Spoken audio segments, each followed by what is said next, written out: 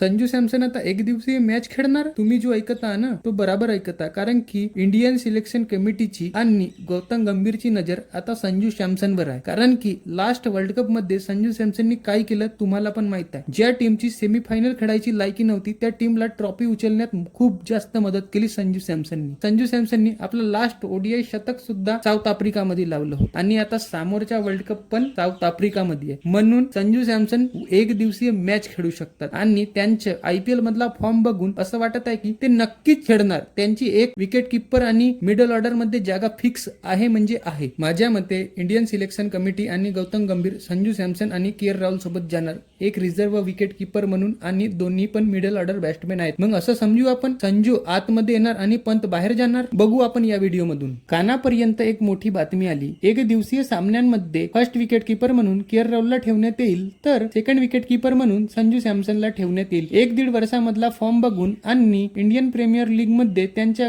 हालीच्या फॉर्म बघून त्यांना सेकंड विकेट किपर म्हणून ठेवण्यात येईल. त्यांनी इंडियन प्रीमियर लीग मध्ये आतापर्यंत 2 शतक मारले आहेत. तसेच त्यांचे कॉम्पिटिटर म्हणजे रिषभ पंत, त्यांचे 2-3 वर्षापासून फॉर्म तेवढा ठीक नाही आहे. ते आतापर्यंत T20 खेळत होते पण त्यांच्या T20 मध्ये पण फॉर्म बराचसा नाही आहे आणि आयपीएल मध्ये सुद्धा त्यांचा फॉर्म काही मनासारखा दिसत नाहीये. म्हणून क्रिकेट एक्सपर्ट आणि सिलेक्शन कमिटी हा निर्णय घेऊ शकते. संजूचं सिलेक्शन झालं तर तो ओपनिंग करेल असं बिलकुल नाहीये, कारण की एक दिवसीय सामन्यांमध्ये ओपनिंग करायची जिम्मेदारी रोहित शर्मा आणि शुभमन गिलची आहे. त्यानंतर विराट कोहली येतात, त्यानंतर श्रेयस अय्यर येतात आणि मला तरी असं वाटते की मिडल ऑर्डर मध्ये के एल राहुलच खेळेल, कारण की त्यांनी ओडीआय मध्ये खूप जास्त चांगला परफॉर्मन्स केला आहे. 2027च्या वर्ल्ड कप साठी संजू सॅमसनला घेऊन जाऊ शकतात, कारण की हा टुर्नामेंट खूप लंबा असून या टुर्नामेंट मध्ये प्लेयर्सला इंजरी व्हायचे नुकसान असतात. म्हणून सेकंड विकेट किपर म्हणून संजू सॅमसन ही फर्स्ट चॉईस राहील. तसंच साऊथ आफ्रिकाच्या पिचवर होणारा स्विन आणि डोक्यापर्यंत येणारा बाउन्सर त्याचा अनुभव संजू सॅमसनला भरपूर आहे. कारण आता आपण समजून घेऊ संजू सॅमसनच खेळणार रिषभ पंतच्या जागी, कारण की एक दिवसीय सामन्यांमध्ये जी आता टीम बनेल ती 2027च्या वर्ल्ड कप नुसार बनेल. म्हणूनच तेच प्लेयर टीम मध्ये घेतले जातील 2027च्या वर्ल्ड कप लक्षात ठेवून. संजू सॅमसनने T20 वर्ल्ड कप मध्ये जे क्रुशियल मॅच मध्ये रन बनवले ते बघून दर्शकांची आवड संजू सॅमसन बद्दल आणखी खूप जास्त वाढली.